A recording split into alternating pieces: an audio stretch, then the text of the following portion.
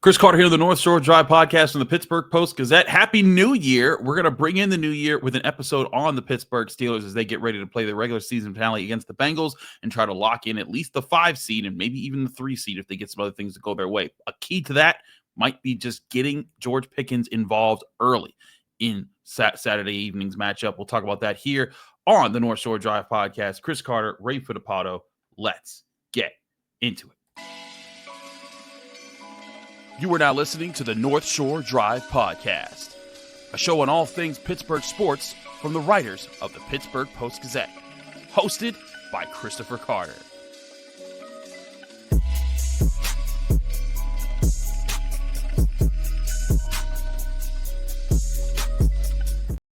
Hello and welcome to the North Shore Drive podcast from the Pittsburgh Post-Gazette. I'm your host, Chris Carter, joined today by Ray Fittipaldo, one of our great Steelers beat writers. And as always, you can find this show on your favorite podcasting apps and on YouTube. Like this video if you enjoy it. Subscribe to this YouTube channel to get all of our Monday, Wednesday, Friday episodes, as well as our daily content that comes out from all of our sports writers here at the Pittsburgh Post-Gazette. And as always, this show is brought to you by Edgar Snyder Associates. Whether you're injured in a car accident or hurt on the job, Edgar Snyder Associates has helped injury victims for over 40 years recover more than $2 billion on their behalf. If you or a loved one have been seriously injured in an accident, call 1-800-94-EDGAR or visit www.edgarsnyder.com for a free consultation. And remember, there's never a fee unless they get money for you. Ray, I want to talk to you about the offense. George Pickens returned last week, didn't make a huge impact on the game, did make one big catch, but ultimately wasn't enough of a difference maker to help spark the offense going, didn't get a touchdown, and then was visibly frustrated at the end of the game. But one of the plays that he caught, public criticism for was Russell Wilson's interception, where Russell Wilson targeted Pat Freiermuth in the end zone. George Pickens ran a route that looked like it was short, looked like it was kind of like not the hardest run short route. And there's been an assumption that he should have run his route on that play was a go route that should have drawn the safety away from Freiermuth and gotten Russell Wilson more space to make that throw and not lead to the interception. Now, Mike Tomlin on Monday, when we talked to him, denied that was the situation. He said George's route running had zero to do with the impact of that play. And there's I'm still out there. I still think that, that might be Mike Tomlin covering for his young receiver. Granted, we've seen him criticize his young receiver before. But one thing I looked at, and I included in my film breakdown that came out on New Year's Day, Ray, was Russell Wilson never even looked in the direction where George Pickens was supposedly supposed to be going. He never tried to look off the left side safety. He just stared. He looked to his right, then went right to Pat Freiermuth, followed him, and threw it to the end zone. I think that was a problem. But I think another thing that we saw last year when the Steelers were on a 3-game losing streak, when things weren't working their way, when George Pickens was having a bad attitude, not blocking for Jaylen Warren, a more egregious offense than I think than what we've seen this year. What did they do in that first game back against the Bengals and against the Bengals, at home? They got the ball to George Pickens early, and it opened everything else up in their offense. I think that has to be part of the system this week, not even just schematically to beat the Bengals, but to lock George Pickens back in and to maybe spark more playmaking around the offense. Yeah, and listen, I think Cincinnati knows that too, Chris. And I think they're gonna come out with a plan where they're gonna try to take away the Steelers' best player, and that's part of the chess match that Arthur Smith always talks about. But even if they are going to double him deep or bracket him, on those mid-range routes, there are still ways to get George involved early. You can throw screens to him. You could throw short little hitches to him just so he gets his hands on the ball early. I agree with you. I think for your best players to know that they're part of a game plan early on, I think that helps keep them engaged, gives them confidence, and I think the Steelers have to do that on Saturday night. Russell Wilson loves to spread the ball around. We know that, but I think this is a game for George Pickens. This is a game for Jaylen Warren. This is a game for Pat Freiermuth. Your best players have to step up and end these types of losing streaks, and I think those are the 3 guys who could step up and do it. Yeah, that's the thing that I look at with the Steelers offense right now is they've got playmakers. That's been the biggest goal. They don't have any playmakers. They don't have enough playmakers.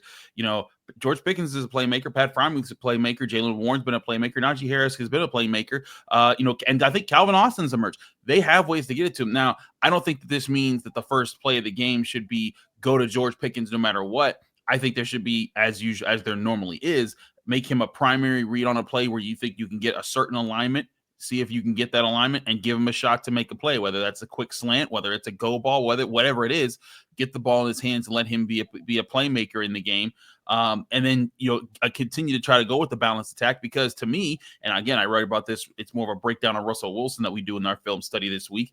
But when the Steelers offense has been in at bets, it's been distributing the football all over the field. It's been getting it to Freiermuth and Pickens, but also Warren, but also Washington, but also Najee, but also, everybody in the offense, Ben Skoranek, whoever is open, he gets the ball there. That's what he's done at his best. And he hasn't done that lately. But again, I think that's where the focus needs to be, but also including in that focus is making sure that, hey, on more of these plays, especially early in the game and in key moments, let's try to make sure that the primary read that we're designing, that we're thinking is going to be open in this situation, is 14 in those spots.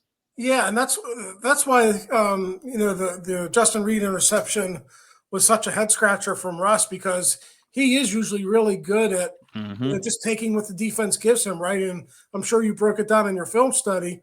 But Jaylen Warren is in the flat. There's not a defender within 10 yards of him on that interception. And Connor Hayward is probably, he ran like a little 10 or 12 yard little out there. And, there was a defender near him, but he was open. I mean, he was NFL open. I think Russ could have gone there as well. So, Russ has had some uncharacteristic, I don't want to call them mistakes, reads, whatever you want to call it. He hasn't been as sharp as he was when they were 10-3 and everything was going well. So if there's one thing that I'm confident about, it's, Russ has been there before. He's been through these ups and downs, highs and lows, ebbs and flows of the season. And I think they're in a much better spot now than, let's say, if Kenny Pickett was a young quarterback trying to figure it out right. Mitch Trubisky, a guy who was, he's a much better quarterback. He's a vet. I think he has it in him to right the ship. And I think this Bengals game will be a big opportunity to do that. No, I think this is a big opportunity. And again, it's against a defense that struggled for most of the year. Now, recently, in the last 3 weeks especially, they lead the NFL with 10 interceptions. They've been getting after the football. So this has to be a week where he snaps back to what he's been able to do. And again, something that we've heard the defense talk about a lot in this season. Trust your teammates, trust that you guys are going to be able to do their jobs. And that's where Russell Wilson has to maintain his trust in his guys. And to be fair, I don't think trust has been his issue. I think that he's trying to make plays. He's trying to lift his team out of moments. And that's often happens when your back is up against a wall. Sometimes you can make a rush decision or a forced decision, and sometimes it works out. Sometimes you make a great throw and you're like, but because you abandon the game plan. How many times, Ray, did we see Troy Polamalu a bit like Ryan Clark was like, I don't know what he's doing, but he made a play, and that's just what Troy does. There's times Ben Roethlisberger would kind of just do his own thing and be like, you know what? I see this, I'm going for it. And there were times it bit him, but it's time it also worked. And that's where I think Russell Wilson has to be better in those situations. He has to find ways to make those situations work.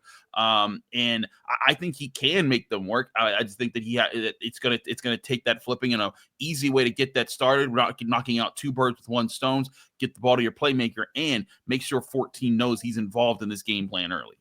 Yeah, we're going to get a chance to talk to Russ on Wednesday after practice. He's going to be able to, address all of these issues.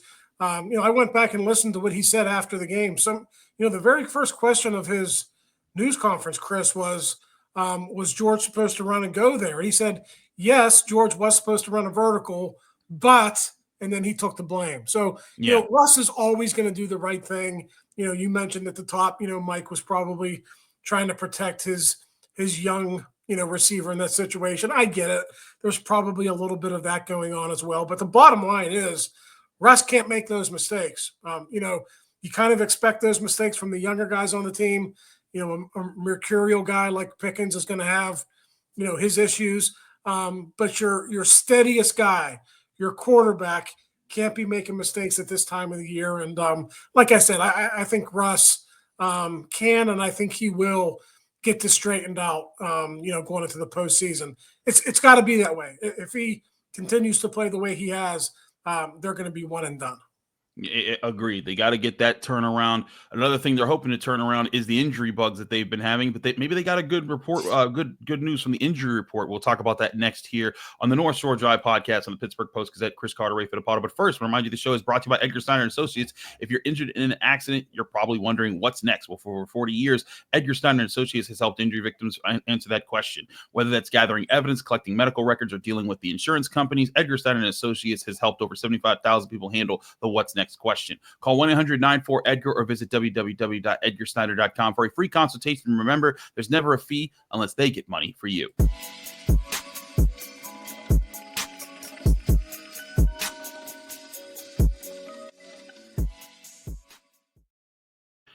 Back here on the North Shore Drive podcast on the Pittsburgh Post-Gazette, Chris Carter, Ray Fittipaldo. Ray, let's talk about this Steelers injury report that I think is, for the most part, good news for the Steelers on a lot of fronts. The Steelers went back to practice on Tuesday. Normally, that's Mike Tomlin's Tuesday press conference, and they return on Wednesday. But because of the Saturday game, everything's moved up a day. But down the line, guys returning. Justin Fields, full practice after missing some time. Russell Wilson, resting day. Roman Wilson had a full practice designation with his hamstring injury after he's been on injured reserve the entire year, and he's still on injured reserve. But the 21-day window for him and Cole Holcomb and Logan Lee did open up for them to try to make a return, which that's interesting. And I want to get your thoughts on that in a second. But Ben Skoranek limited. Joey Porter, full practice. I think it's a really good sign for Joey Porter. Jalen Warren limited with a rib, and Isaac Seumalo a resting day. All in all, the fact that there's no DNPs is a good sign this week, Ray. But let's talk about the guys who could be, who have been on IR or just not available, specifically Roman Wilson and Cole Holcomb. Cole Holcomb, of course, we haven't seen that guy since early last year when he got injured. And now he's thinking, this could just be him just kind of testing things out before, he tries to make his comeback next year. But what does it say about him that he's able to practice after all this time away from the game? Yeah, I mean, it's a great story, no matter if he's activated to the roster or not. I think everyone remembers the gruesome nature of that injury. I mean, it's definitely a career-threatening type of injury, and it's been 14 months since he's been on a field. He's been doing stuff on the side, rehabbing, running, trying to get back. But this was his first actual football practice in 14 months. He was injured on November 2nd, 2023, and here he comes back December 31st, 2024. So I feel good for Cole that he's been able to come back. There was a time probably not too long ago that would have ended, some people's careers. So, good for Cole. I don't want to read too much into it. You and I both know that they're set at inside linebacker. So barring an injury to a guy like a Landon Roberts, Peyton Wilson, or Patrick Queen, I wouldn't expect that he is activated. But, good news nonetheless that he is ready to practice and, be ready if need be. Yeah, and Roman Wilson, a receiver that they were hoping to kind of maybe could contend with Calvin Austin as the second best receiver behind George Pickens in their receiver room, him being back. Ray, we often hear about you got to get on a fast-moving train. I get that the Steelers have lost 3 straight, but this train has to be is moving pretty fast at this point because they got to play this game and then be in the playoffs. So I look at that and I wonder what can even Roman Wilson do at this point to be part of the Steelers offense. Yeah, I mean, it's a little bit of a similar situation to Holcomb. I think he was activated just because we're coming toward the end of the season. You got 21 days to make a decision. Why not activate all these guys and, see where they are in their rehab process? The main difference between this linebacker situation and Roman Wilson's situation is, they could use a playmaker. But, Roman Wilson has been injured, I would say, for 95% of this season. I think he was injured, Chris. I know you were there with me. Third day of training camp? I think maybe the first day in pads, fourth day of training camp, he was injured. Yeah. He was out. He returned in August, and then he was injured within another week or two. And, he was back on IR. And even when he was healthy, he wasn't practicing a lot, for the 2 or 3, maybe 4 weeks that he was healthy. He wasn't getting a lot of run in the practices. So the Steelers aren't counting on Roman Wilson to do anything this season. But if there is an injury if somebody can't go, on Saturday in Cincinnati or in the playoffs, they at least have him at their disposal that, he could be sort of, press if emergency needed. No, agreed there. I think that's another factor here. Now, another big factor, of course, Joey Porter Jr., who was injured in the last game. He missed some time, and Mike Tomlin even kind of said, like, hey, like, if this wasn't a short week last week, maybe he could have returned. Him and Ben Skoranek, both of them looking to return. Joey Porter Jr., a full practice. I think he's going to be a big part of this game. Granted, he didn't have the best game against the Bengals. They kind of went after him. He got penalized, at least 3 times in that game, maybe more. But still, having him on the field allows you to kind of get back to what you're supposed to be doing in the secondary. And I think that's a big part of what the Steelers need, is just kind of familiarity to set back in, because again, we've talked about the coverage bust. We've talked about, the issues that they've had, especially the last 3 weeks. If they're going to get back on what they've been doing, it would help to have the guys that are top at each of their positions ready. Yeah. Listen, I mean, for better or for worse, Joey Porter is your top. He's your number one corner. And, you need guys like that to be ready for games like this, where playoff seeding is on the line. And then, of course, you need him healthy, for your postseason run. It's unfortunate what's going on, in the secondary in the past month. They've been banged up. They're finally healthy now, but Dante Jackson has been banged up with his back. He was really good early in the season, mid-season, creating turnovers. He hasn't been that good lately. I wonder how much of that has had to do with his back injury. Corey Trice in and out of the lineup, recent weeks. They really haven't, leaned on him like I thought, they would maybe early in the season before he was injured. So I think some of their plans at cornerback have, had to be shelved because of these injuries, but, they're healthy now. Joey is the one guy that can play man, can try to lock down a Jamar Chase, or a T. Higgins, depending on what matchup you want. So, they're facing probably the top 2 receiver tandem in the NFL. So it's great that Joey's back this week, and, we'll see if he can bounce back from that performance he had a month ago in Cincinnati. And another good sign of news for the Steelers, there's no one really new on the injury report that is like a really bad injury, or you're wondering, oh man, everyone that's kind of there has kind of just been like Jalen Warren ribs. He's been managing that for a minute, and he's been playing really well. You look at Justin Fields, him coming back. There's no, like I said, there's really no one else out there that you're too worried about. That's what you kind of need. You need to be healthy at this stage of this season. Now you need to capitalize on being healthy to make that happen, to make the most of that situation. A big part of that, Ray, is leadership, and this team finding itself in the through this adversity. Last year, the leadership came together. They turned a 3-game skid into a 3-game win streak that got them into the playoffs. This year, they need to turn a 3-game losing streak into a win streak that goes into the playoffs, not just getting you into the playoffs. I want to talk about that next here on the North Shore Drive podcast on the Pittsburgh Post-Gazette. Chris Carter, Ray Fittipaldo. But first, I remind you, this show is brought to you by Savinas, Kane, and Gallucci. They're your mesothelioma and asbestos lawyers with over 85 years of experience. Call them today for a free consultation. That's Savinas, Kane, and Gallucci. We're also brought to you by Moon Township Honda.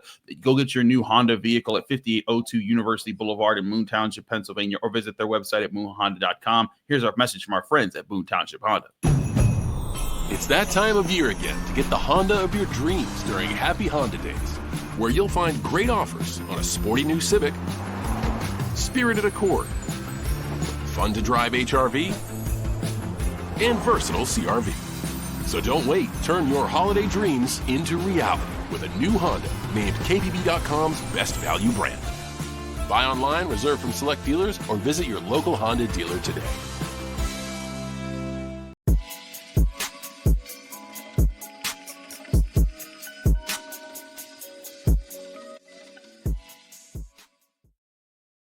Back here on the North Shore Drive podcast from the Pittsburgh Post-Gazette, Chris Carter, Ray Fittipaldo. Ray, let's talk about this team's leadership now.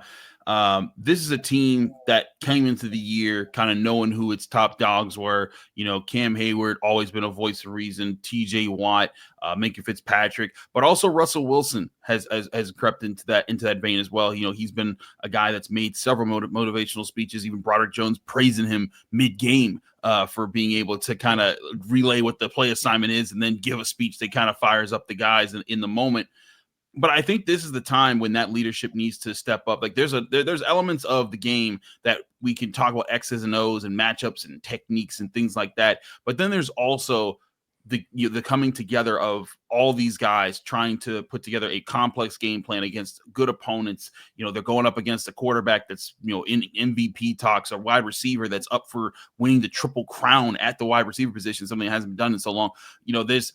There's so many things that the Steelers team, that all teams have to do. And I think that that's where these leaders, these voices that have been the guys that are supposed to take the reins and get everyone to follow behind them. This is a moment where their legacy, and not just this game, it's the playoffs too, but their legacy gets defined by how they energize the guys behind them and how this group rallies around itself. Yeah, I'm glad you brought up Russell Wilson, because I think in the last 3 weeks or so, when all this bickering has gone on, on the defense, it's, we're talking about all the defensive leaders, right? Cam Hayward and Patrick Queen and Minka and all those, Watt and all these guys who are highly paid, respected veterans.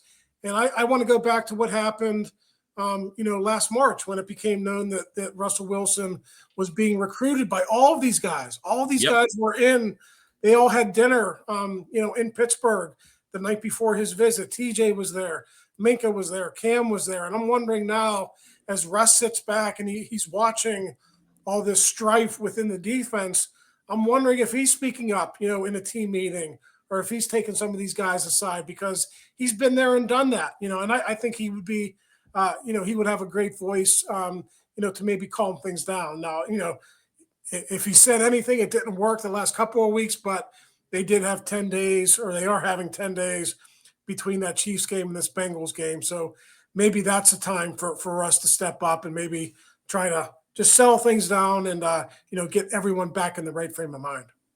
I think that's the thing that the Steelers, got Russell Wilson for, on top of the arm talent. It's his ability to lead. It's to have a leading voice. I think that's what they were looking for mostly from Kenny Pickett and their quarterbacks last year, was just like, hey, when the going gets tough, where are you? What do you, who's taking accountability? Who's saying the right thing? Who's leading the effort? Who are the guys rallying around? And you just didn't see that last year. And then, when Mason Rudolph came in, he was kind of a part of the puzzle, but he wasn't, he wasn't the ultimate thing to stir the drink. And that's what Russell Wilson has been since he's taken over. Granted, they haven't had a good stretch of 3 games here, but before those 3 games, they were averaging 28.4 points per game when Russell Wilson suited up in his first 7 contests, and some of those were against some really good teams. I look at that, and I think that that's a big part of what the Steelers need now. Is they need Russell Wilson to step up in the big moments and to make not just make the big plays, but to be steadfast. One thing that Mike Tomlin used to brag about, Ben Roethlisberger being able to do was just like, when big moments happened, it didn't, change who he was. He was just kind of able to lock in and say, hey, the same guy that was throwing this 15-yard out, when it was the tie game or when we were up 10 last week, is the same guy doing that when the game's on the line with 2 minutes to go and you're down 4 points. It doesn't change. And I think that's where Russell Wilson has to be that guy, is in those big moments. He has to rise to the occasion. And those are things that you can't account for in like film study and all those other things. That's just straight up, who are you? Yeah. And it lifts the team when he makes those types of plays. You remember him pointing to the sidelines after the play to Mike Williams down in Washington, right? I mean, he just lifted everyone up on his shoulders when he made that play. Great catch by Mike Williams too, obviously, but that was a veteran type play. He knew where to go with the football. He laid it out there perfectly, and the Steelers won that game. I mean, Chris, imagine where the Steelers would be if they didn't win that football game.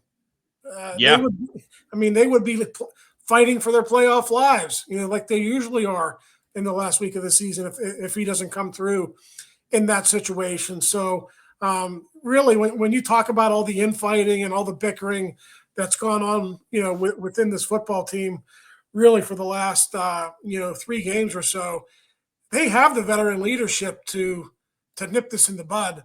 And if they don't do it, if this continues in the Cincinnati game and after that into the postseason, then shame on them. They have big money invested in those guys. A lot of those guys are longtime vets. And if they can't sort that out among themselves and get on the same page, then, like I said, shame on them for not being able to step up and do that. No, yeah, I think that's where it has to come down to is that, like, look, all of the things aside, you got to clear it out. You're supposed to be the team that has the leadership. It's why they're paying so many of these guys to stick around, not just their talents, but for what they mean to the team.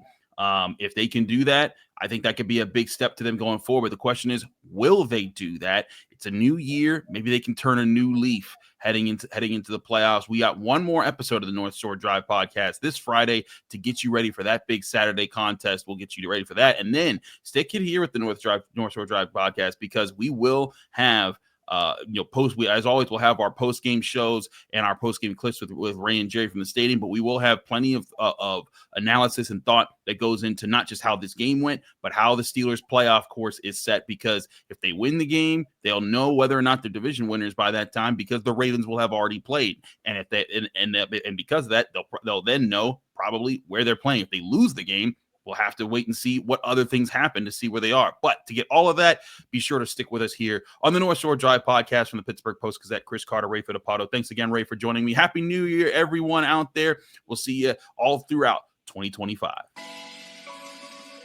Thank you for tuning in to another episode of the North Shore Drive podcast from the Pittsburgh Post-Gazette. If you watch this video on YouTube, please like the video and subscribe to our channel. For all the sports coverage from the Post-Gazette that we have to offer, visit post-gazette.com.